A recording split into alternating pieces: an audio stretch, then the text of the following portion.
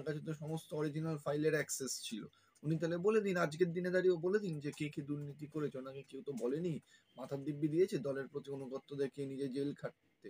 শিক্ষা দপ্তর, রাজ্য সরকার, রাজ্য সরকারের মধ্যে পার্থ চট্টোপাধ্যায় থেকে আরম্ভ করে সুপার কমিটি তো উনি হেড করছিলেন। ওনাকে জানাতে হবে কেন যে দুর্নীতি হচ্ছে? উনি নিজে যদি দপ্তরের মন্ত্রী ছিলেন, উনি যদি না জানেন তার মানে উনি নিজে স্বীকারই করে নিচ্ছেন উনি অপদার্থ। তিনি বলছেন যে তিনি চাকরিহারাদের পাশে সবসময় ছিলেন, তাহলে প্রশ্ন উঠছে চাকরিহারাদের এই দুর্নীতিগ্রস্ত অবস্থা কার জন্য?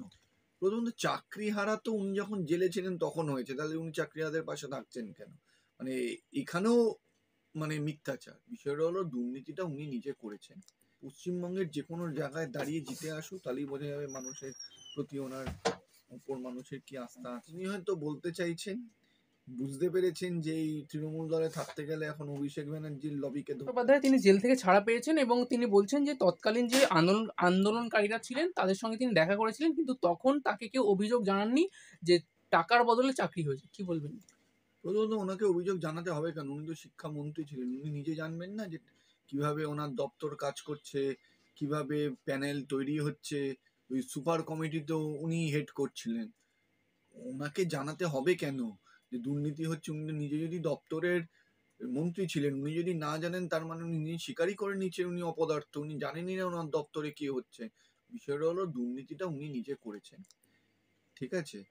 এই সিবিআইও সেটা পরিষ্কার বলে দিয়েছে। হাইকোর্টের ডিভিশন বেঞ্চ বলেছে যে উনি সুপার কমিটি করে র্যাঙ্কজাম যারা পেছনের মেরিট তাকে চাকরি দিয়েছে। এরপরে ওনার এই কথার আর কোনো যুক্তি থাকে না। তিনি বলছেন যে তিনি চাকরিহারাদের পাশে সবসময় ছিলেন, তাহলে প্রশ্ন উঠছে চাকরিহারাদের এই দুর্নীতিগ্রস্ত অবস্থা কার জন্য? প্রথমত চাকরি হারা তো উনি যখন জেলে ছিলেন তখন হয়েছে, তাহলে উনি চাকরি হারাদের পাশে থাকছেন কেন? মানে এখানেও মানে মিথ্যাচার। নিজে বলছেন চাকরি হারাদের, চাকরিরা হারালো কবে? যখন উনি দুর্নীতিটা করলো, উনি হেফাজতে গেলেন, তারপরে তো চাকরি সবার বাতিল হলো। তাহলে উনি কি করে চাকরি হারাদের পাশে থাকলো? পশ্চিমবঙ্গে তিনি বলছেন যে তিনি চাকরিহারাদের জন্য পাশে ছিলেন। আপনি সেটি বললেন। কিন্তু তাহলে মূল বিষয় হচ্ছে তাহলে চাকরিহারাদের এই যে দুর্নীতিগ্রস্ত অবস্থার পিছনে কি রয়েছে? যদি তিনি না হন?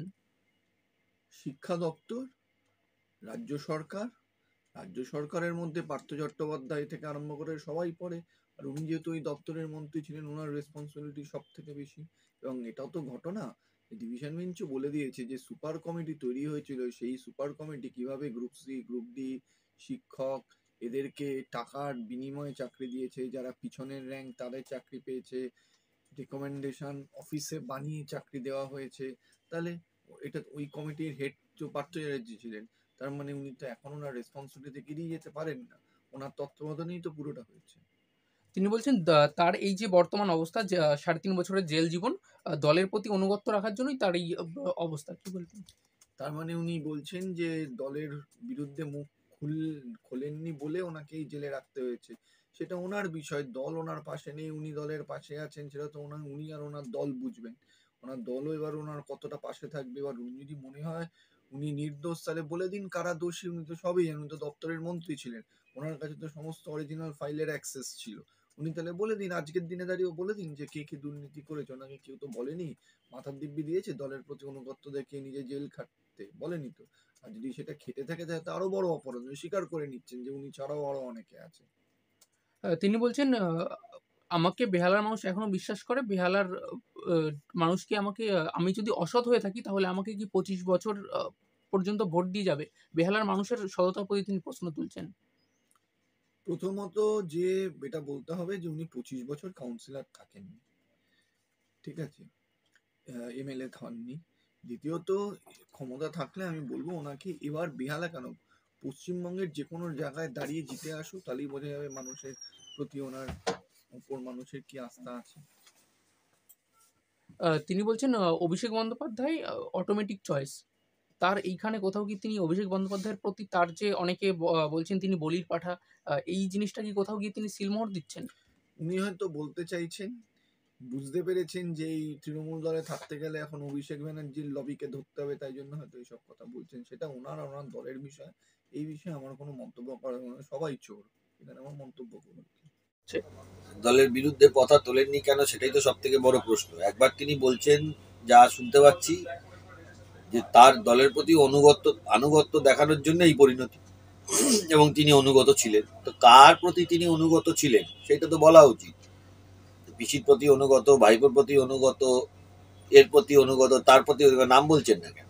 এখনো লেনা দেনার সম্পর্ক আছে, তার মানে বোঝা যাচ্ছে। তিনি বলছেন যে আমার বাড়িতে তো টাকা উদ্ধার হয়নি, বা টাকা উদ্ধার হয়েছে আমার বান্ধবীর বাড়িতে।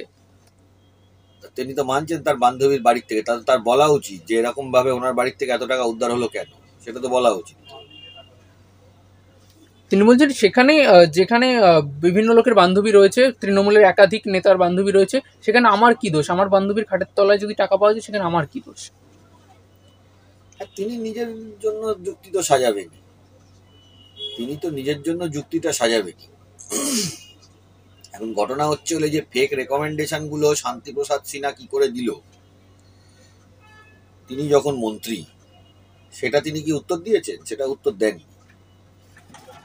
রেকমেন্ডেশন যে এখনো অবধি পার্থ চট্টোপাধ্যায়ের অধীনে থাকা, যখন তিনি মন্ত্রী ছিলেন তখন তার অধীনে থাকা, তার দপ্তরের অধীনে থাকা স্কুল সার্ভিস কমিশন 5,000 মানছে, যদিও বা আমরা তার থেকে বেশি বলছি। তো সেইগুলো তো উনি ক্ল্যারিফিকেশন দেওয়া উচিত। সেগুলো কি ওনার বান্ধবীর খাটের তলায় ছিল? উনি জানতেন না? বান্ধবী সব করে যাচ্ছিল। স্যার, এতদিন ধরে দেখা যাচ্ছিল পার্থ চট্টোপাধ্যায় মূল অভিযুক্ত। তিনি বলছেন তিনি চাকরিহারাদের পাশে আছেন, আন্দোলনকারীদের পাশে আছেন। তাহলে কোন শক্তি আছে যেটা এই পশ্চিমবঙ্গের শিক্ষিত যুবকদের চাকরি হারার জন্য দায়ী?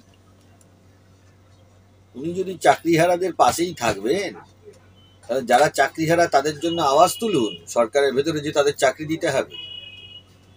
আর উনি যদি বলেন যে চাকরি যারা পায়নি তাদের পাশে থাকে, তাহলে রাস্তায় তাদের জন্য লড়াই করুন। পশ্চিমবাংলায় 1 কোটির ওপরে বেকার যুবক যুবতী আছে, তারা কেন চাকরি পায়নি প্রশ্ন তুলেছে কোনোদিন? 1 কোটির ওপরে বেকার যুবক যুবতী আছে। তিনি বেহালার মানুষের উপরও প্রশ্ন তুলেছেন। তিনি বলছেন আমি যদি অসৎ হয়ে থাকি তাহলে বেহালার মানুষ কি 25 বছর ধরে আমাকে এমনি জিতিয়ে এসছে? 25 বছর ধরে দেখুন, ভোটে জেতার সাথে সৎ অসতের কোনো গল্প থাকে। তিনি বলছেন যদি আমি অসৎ হই তাহলে কেন যেতাম? উনি যখন জেল থেকে ফিরে বাড়িতে গেছেন, যারা যারা ওনার হয়ে স্লোগান দিচ্ছিলেন তার 50%ই হলো সমাজ বিরোধী। 50% যারা যারা ওনার হয়ে ওখানে স্লোগান দিচ্ছে, আর 50% হলো নিরুপায়, যারা ওনার পয়সায় চলে। এই যে ট্রাস্ট আর এগুলো খুলেছে, সেগুলো কোথার থেকে পয়সাগুলো এসেছে? আর উনি একা দায়ী নয়, আমরা ওনাকে দায়ী করছি না। উনি দায়ী, কিন্তু আরো বড় মাথা দায়ী আছে। অভিষেক বন্দ্যোপাধ্যায় প্রসঙ্গে তিনি বলেছেন যে অভিষেক বন্দ্যোপাধ্যায় অটোমেটিক চয়েস। যতদিন মমতা বন্দ্যোপাধ্যায় আছেন, মমতা বন্দ্যোপাধ্যায় তার নেত্রী। কোনোভাবে কি দুর্নীতি মাথা তার দিকে ইশারা করছেন? দেখুন, কে কার দিকে কি ইশারা করছে সেটা তো বড় কথা না। বড় কথাটা হচ্ছে হলো পশ্চিমবাংলায় দুর্নীতি করে চাকরি হয়েছে। শুধু দুর্নীতি করে চাকরি না, সমস্ত সেক্টরে দুর্নীতি হয়েছে, এটা অস্বীকার করার জায়গা নেই। ও যতই যে যা ডায়লগ বাজি করুক না কেন, এটা নেই। হাজার হাজার ছেলের চাকরি চলে গেছে, সাফাই গাইলে হবে? সে তো দুনিয়াতে যে খুন করে আসে সেও বলে আমি কিছু করিনি, আমায় ফাঁসা না।